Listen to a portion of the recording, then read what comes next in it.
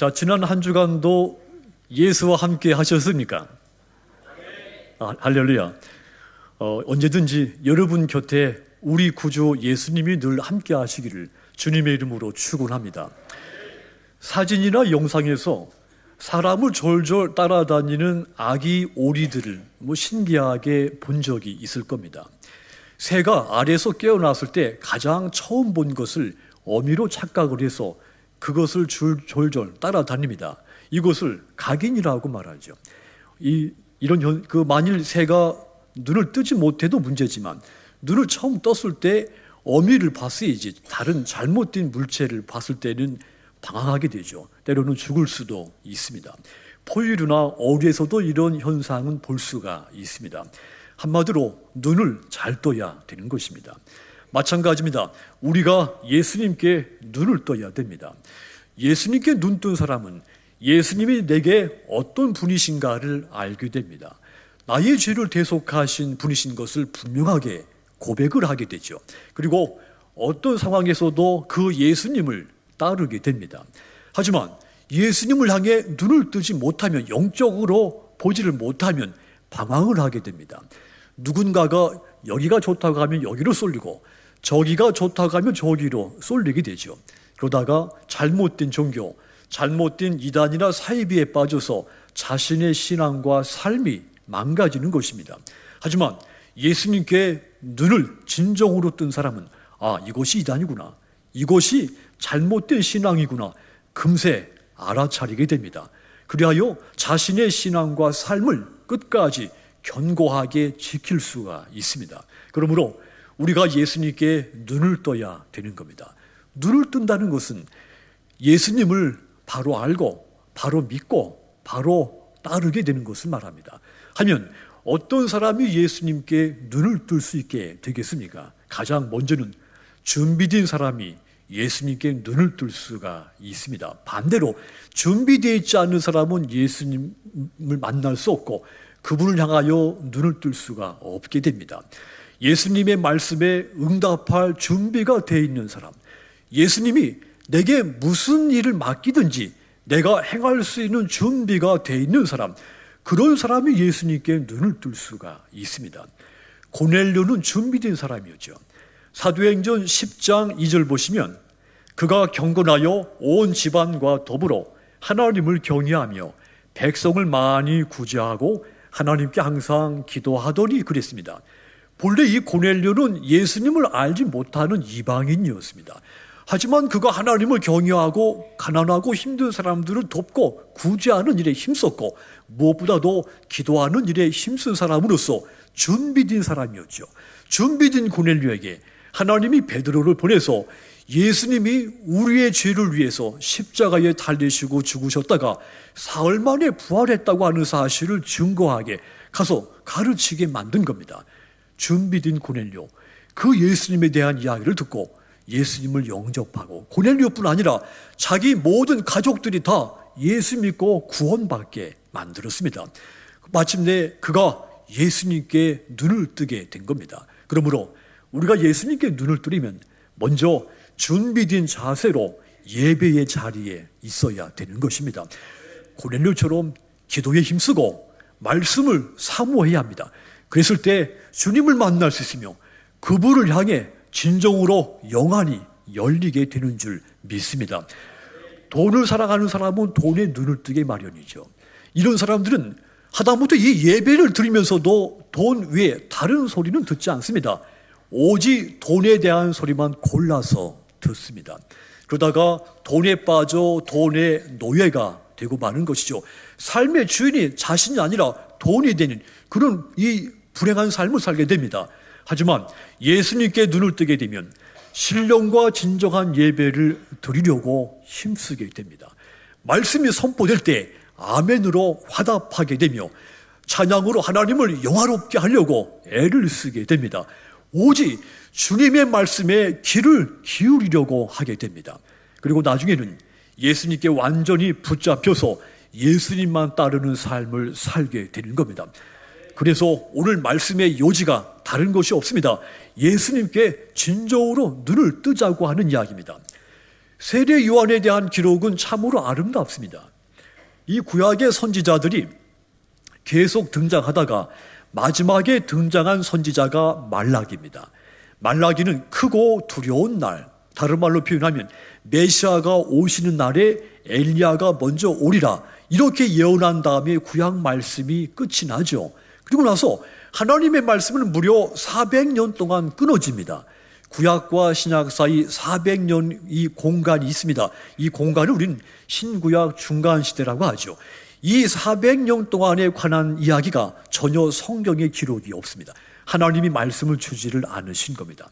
그러다가 신약이 시작되면서 세례 요한이 등장하고 하나님의 말씀, 사라졌던 하나님의 말씀을 이 세례 요한이 선포하기 시작을 하죠.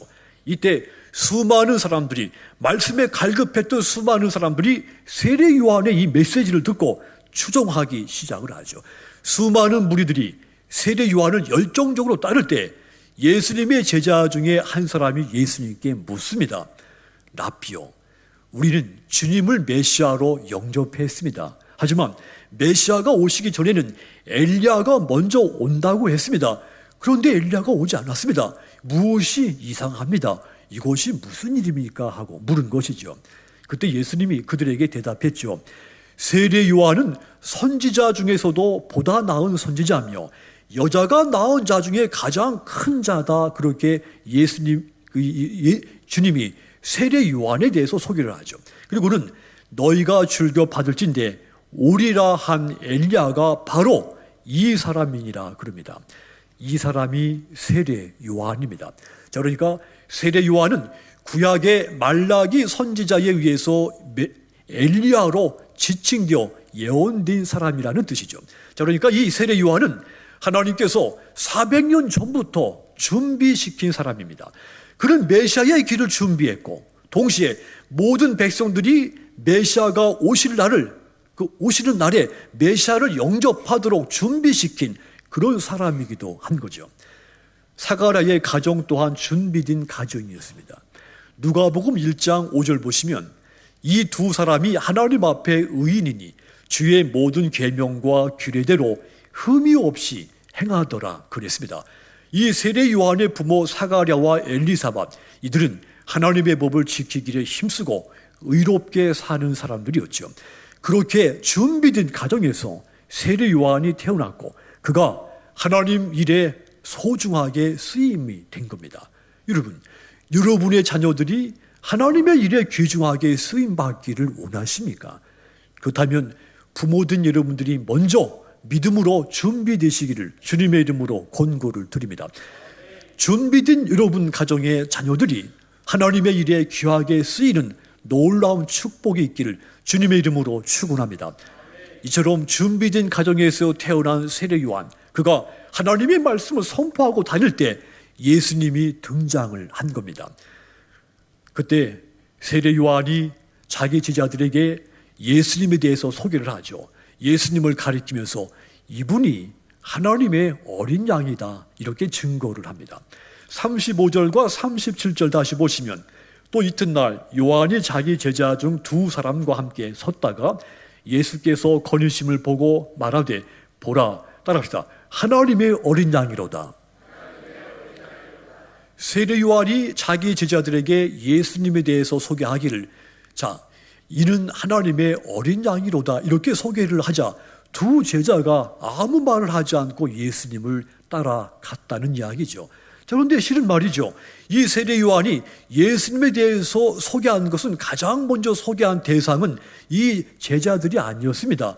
제사장과 레위 사람들이었습니다. 그 다음이 백성들이었죠. 그런데 그들은 누구도 예수님을 영접하지 않았고 예수님을 따르지 않았습니다. 왜 그렇습니까? 그들은 준비가 되어 있지 않았기 때문이죠. 하지만 이 세례 요한이 자기 제자들에게 예수님을 증거했을 때 두 제자가 곧바로 예수님을 영접하고 따르기 시작을 한 겁니다. 요한은 자기 제자들에게 예수님에 대해서 아주 간단하게 증거했죠. 디테일하게 예수님이 어떻게 태어났으며 어떻게 자랐으며 그렇게 소개하지 않았습니다. 그냥 보라, 하나님의 어린 양이로다. 이 짧은 한 문장으로만 소개를 했습니다. 그럼에도 불구하고 이 세례 요한의 제자 요한과 안드레가 이 짧은 이야기를 듣고 즉시 예수님을 따른 것입니다. 어떻게 그럴 수가 있습니까? 한마디 듣고 어떻게 예수 믿는 사람들이 생길 수 있습니까? 이것은 세례 요한이라고 하는 위대한 스승을 통해 지금까지 예수님에 대해서, 메시아에 대해서 충분히 배우고 깨달았다고 하는 증거입니다. 세례 요한이 제자들로 하여금 예수님을 영접할 수 있도록 충분히 준비를 시켰다고 하는 뜻입니다. 세례 요한이 예수님을 위해 준비된 사람이었으며 동시에 그는 안드레와 요한이 역시 예수님을 만나고 영접하고 따를 수 있도록 준비시켜준 그런 사람이었다고 하는 뜻입니다. 여러분, 누구든지 주님을 위해서 준비된 사람이 예수님께 눈을 뜨게 되는 것입니다. 하나님의 뜻을 다 알 수는 없지만 주님이 부르실 때 응답할 준비가 되어 있는 사람, 주님이 어떤 성격의 일이든지 내게 맡겼을 때 내가 그 일을 행할 수 있는 준비가 된 사람, 그가 마침내 진정으로 예수님께 눈을 뜰 수가 있게 되는 겁니다.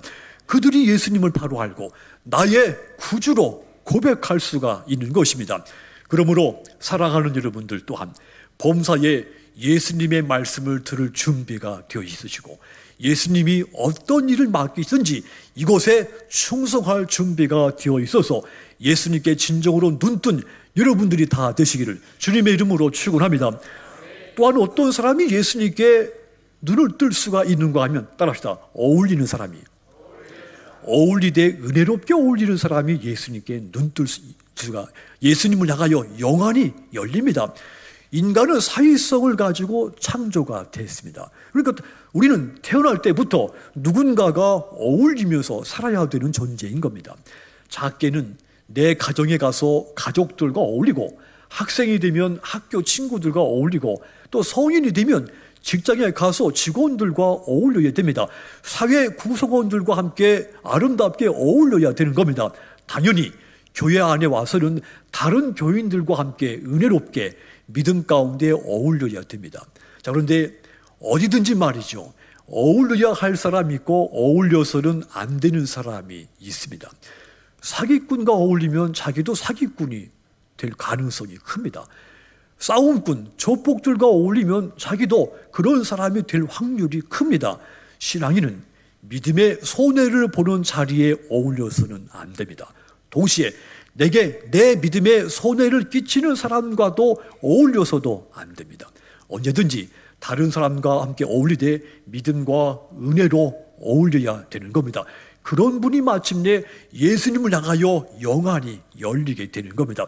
누구든지 예수님과 어울리는 사람이 예수님과 함께 있는 시간을 가장 즐거워합니다. 성경을 읽는 시간을 가장 기쁘게 여기고, 묵상하고 기도하는 시간을 가장 소중하게 여깁니다. 주님과 대화하는 시간을 가장 행복하게 여깁니다. 왜냐하면 그 시간에 마음의 은혜를 받고 자신의 신앙이 성숙해지기 때문이죠. 교회의 기능 가운데 하나가 친교입니다. 어울리는 것이죠. 교회는 모든 교인들이 서로 어울리는 신앙 공동체입니다. 물론 교회 아니지만, 교회 내부에 있지만 어떤 그 믿음에 도움이 되는 친교만 존재하는 것은 아닙니다.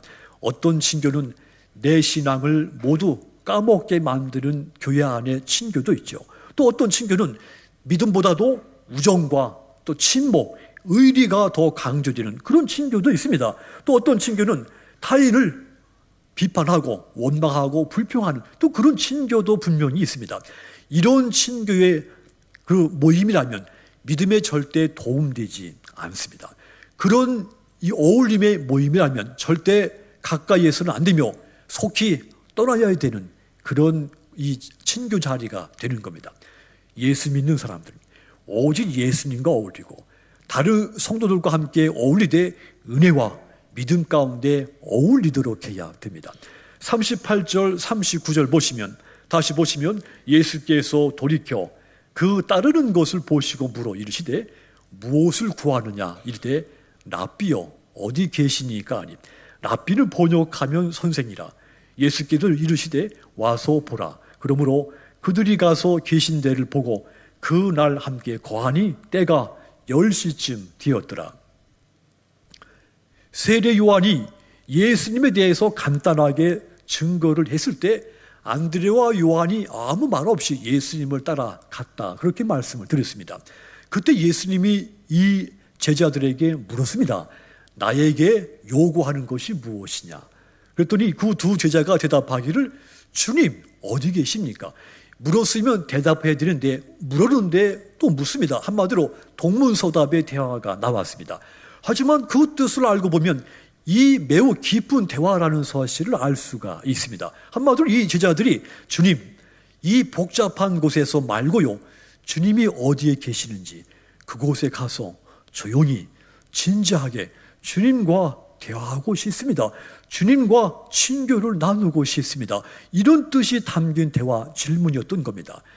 그래서 두 제자가 예수님께 어디 계십니까? 물었고 예수님도 이 제자들의 마음을 알았기 때문에 와 보라, 그렇게 말씀을 한 겁니다. 두 제자는 그 즉시 예수님을 따르기 시작을 한 것입니다. 예수님을 따라간 두 제자, 주님과 함께 밤을 지냈습니다. 밤을 지냈더니 10시쯤 되었다 그랬습니다. 이 10시쯤이라고 하는 시간대를 주목하십시오.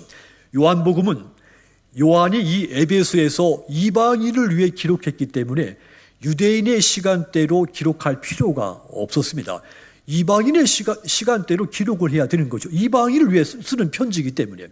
그래서 이 로마인의 시간으로 이 요한복음을 기록한 겁니다. 이 로마인의 시간은 지금 우리의 시간대와 같습니다. 그러니까 본문의 10시 시간은 지금 똑같이 오전 10시를 뜻합니다. 그러니까 두 제자는 예수님과 밤새도록 어울린 것입니다. 이것이야말로 성경이 말하는 참된 친교, 참된 어울림인 겁니다.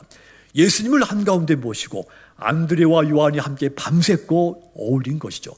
두 제자의 이 밤은 시간이 가는 줄 모를 정도로 은혜와 기쁨과 믿음이 넘치는 밤이었을 것입니다. 그들이 주님과 이렇게 은혜로운 대화를 마쳤을 때 어느덧 아침 10시가 된 겁니다. 이렇게 어울리는 것이 중요한 겁니다. 한국에 우리 기독교가 한국에 들어온 것이 1884년입니다. 그 2년 전 1882년에 서상윤이라고 하는 분이 중국에 갔다가 선교사를 만납니다. 그분이 13살 때 부모님 두 분 다 잃습니다. 혼자가 된 그는 일찍부터 장사를 시작했죠. 개성에서 고려 인삼을 구입해가지고 중국 만주에 가서 그 인삼을 팔았습니다. 그런데 31살 되던 해 그 중국 만주에서 장티푸스에 걸렸습니다. 당시 장티푸스에 걸리면 거의 죽습니다. 죽음 직전에 갔을 때 마침 스코틀랜드에서 파송한 맥킨타이어라고 하는 선교사가 이 소식을 듣습니다. 이분이 그 서상윤을 찾아가서 정성으로 보살펴서 마침내 그가 이 서상윤이 극적으로 살아남게 되죠. 맥킨타이어 이 선교사가 서상윤에게 예수 믿으라고 전도했고, 그러자 이 서상윤이 당신이 전하는 예수라면 내가 믿겠습니다. 그 즉시 예수님을 영접을 했죠. 그리고 1년 만에 세례를 받습니다. 그때 당시 또 그 만주에는 존 로스 선교사가 만주에서 이 성경을 선교주의 언어로 번역하는 그런 선교 사역을 하고 있었습니다.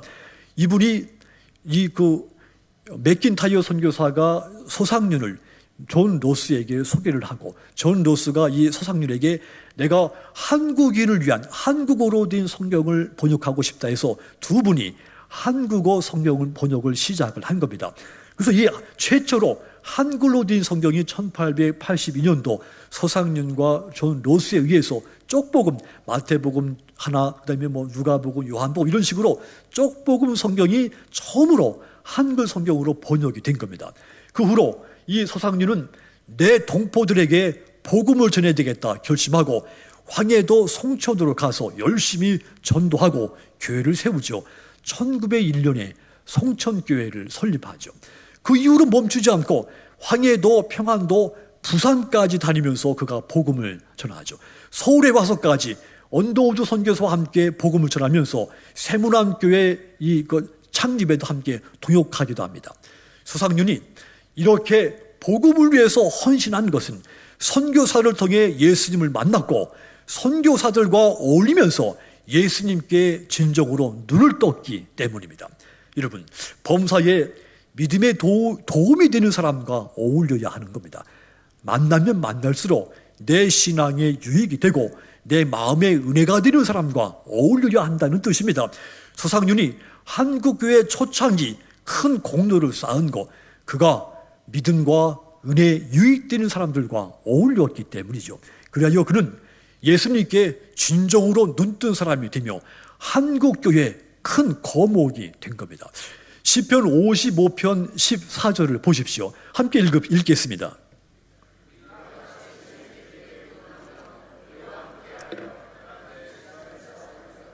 아멘. 쉬운 성경으로 보면 이렇습니다. 사람들과 함께 두터운 우정을 나누고 사람들과 어울려 하나님의 집에 드나들었다, 이런 뜻입니다. 믿음에 유익이 되도록 사람들과 어울렸다는 뜻입니다. 그래서 이 시인이 하나님께 진정으로 눈뜬 시인이, 믿음의 시인이 될 수가 있는 겁니다. 그러므로 사랑하는 여러분들, 말씀으로 기도로서 예수님과 어울리시기를 바랍니다. 그리하여 예수님께 진정으로 눈뜬 영안의 사람들이 다 되시기를 주님의 이름으로 축원합니다. 또한 마지막으로 어떤 사람이 예수님께 눈을 뜨는가 하면 다른 사람을 예수님께 데려오는 사람, 그가 예수님께 진정으로 눈을 뜨게 됩니다. 동시에 예수님께 눈뜬 사람은 다른 사람을 예수님께 인도하게 됩니다. 40절 42절의 내용은 그렇습니다. 밤을 지새우며 은혜를 받은 사람이 두 사람인데 그 중에 한 사람이 안드레라는 이야기죠. 그는 베드로의 동생입니다. 그는 은혜 받고 가장 먼저 자기 집으로 달려갔습니다. 여러분, 그렇습니다. 은혜를 받으면 먼저 집으로 가야 됩니다. 집에 가서 지금까지 잘못한 가정생활을 회개하시고 남편 노릇, 또 아내 노릇, 부모 노릇, 자녀 노릇을 잘 해야 됩니다. 그래야 불신 가족들을 예수님께로 데리고 와야 되는 겁니다. 안드레는 집으로 가서 자기 형제 베드로를 안내해서 예수님께 데리고 왔습니다. 안드레는 베드로가 그때 장차 이 베드로가 초대교회의 큰 반석이 될 줄은 몰랐을 것입니다. 안드레에 의해서 예수님께 오게 된 이 베드로, 예수님은 이 베드로를, 정말 이 야생마 같은 이 베드로를 갈고 다듬고 훈련시켜서 교회의 든든한 기둥으로 만드셨습니다. 우리는 다른 사람을 예수님께로 데리고 오기만 하면 됩니다. 데리고 오는 것이 우리의 사명이고 우리의 책임인 겁니다. 데리고 오면 그 다음부터는 예수님이 책임을 집니다. 갈고 다듬으시고 훈련시켜서 베드로같이 교회의 아주 중요한 기둥이 되게 만드시는 겁니다. 자, 이것을 아는 사람은 반드시 다른 사람을 예수님께로 데려옵니다. 그런 사람이 마침내 예수님께 진정으로 눈을 뜨게 됩니다. 마태복음 4장 24절 보시면 그의 소문이 온 시리아에 퍼진지라 사람들이 모든 앓는 자 곧 각종 병에 걸려서 고통당하는 자, 귀신 들린 자, 간질하는 자, 중풍병자를 데려오니 그들을 고치시더라. 갈릴리의 사람들이 각종 병자들을 예수님께로 데리고 왔습니다. 예수님은 그들의 모든 병을 고쳐주셨다는 뜻입니다. 마태복음 9장 2절도 보시면 침상에 누운 중풍병자를 사람들이 데리고 오거늘 예수께서 그들의 믿음을 보시고 중풍병자에게 이르시되 작은 자야 안심하라 내 죄사함을 받았느니라 그랬습니다. 사람들이 이 중풍병자를 예수님께 데리고 왔고 예수님은 그의 중풍병자의 죄를 사하시고 그의 불치병을 고쳐주셨습니다. 자, 이렇게 각종 병자들, 중풍병을 예수님께 데리고 온 사람들이 있습니다.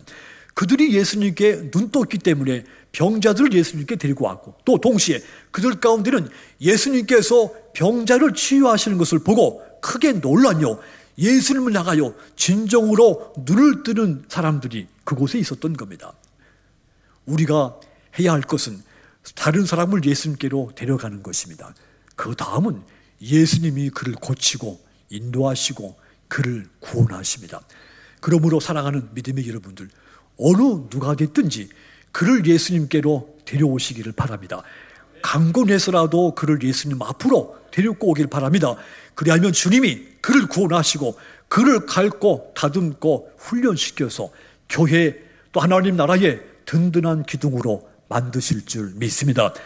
다른 사람을 예수님께 데려오심으로써 예수님께 진정으로 눈을 뜨는 영안이 열리시는 믿음의 여러분들이 다 되시기를 주님의 이름으로 축원합니다.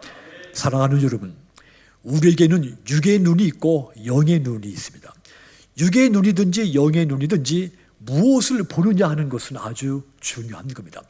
육의 눈은 물체를 보고 영의 눈은 영이신 주님을 봅니다. 육의 눈이 보는 것도 중요하지만 영의 눈 또한 보는 거 중요합니다. 육의 눈이 보아서는 안 될 것을 봤을 때 우린 그것 때문에 죄를 짓게 됩니다. 똑같이 영의 눈이 보아서는 안 될 것을 봤을 때 우린 구원받지 못하고 멸망을 당하기 때문입니다. 그러므로 우리가 구원받고 영이신 예수님께 진정으로 눈을 뜨기 위해서 영안이 열리기 위해서는 주님을 위해서 무엇이든지 준비된 사람이 되시고 다른 사람과 함께 은혜와 믿음으로써 어울리시고 다른 사람을 강권해서라도 예수님께 데려오시는 믿음의 여러분들이 다 되시기를 주님의 이름으로 축원합니다. 그리하여 예수님께 진정으로 영안이 열리신 저와 여러분이 되시기를 주님의 이름으로 축원합니다. 기도하겠습니다.